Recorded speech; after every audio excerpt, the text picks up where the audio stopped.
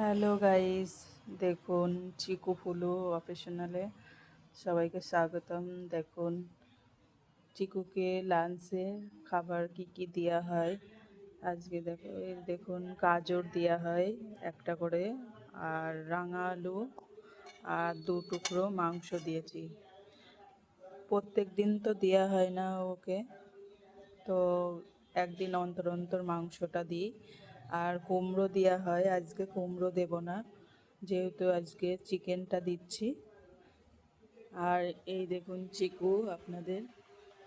চিকুকে বেঁধে রাখা হয়েছে, কারণ বাচ্চারা টিউশনি পড়তে এসছে, স্টুডেন্টরা, তা ওদের গায়ে ঝাঁপায়, ওর গায়ে গিয়ে লাফায়, তার জন্য ওকে বেঁধে রাখা হয়। তাছাড়া এভরি টাইম ওকে খুলে রাখা হয়। স্টুডেন্টরা পড়ছে।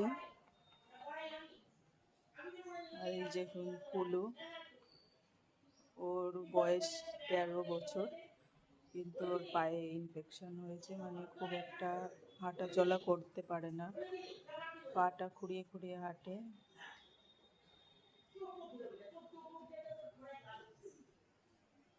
আর ওইদিকে সবাই বাচ্চারা টিউশনি পড়ছে, দেখুন পিসি পড়াচ্ছে।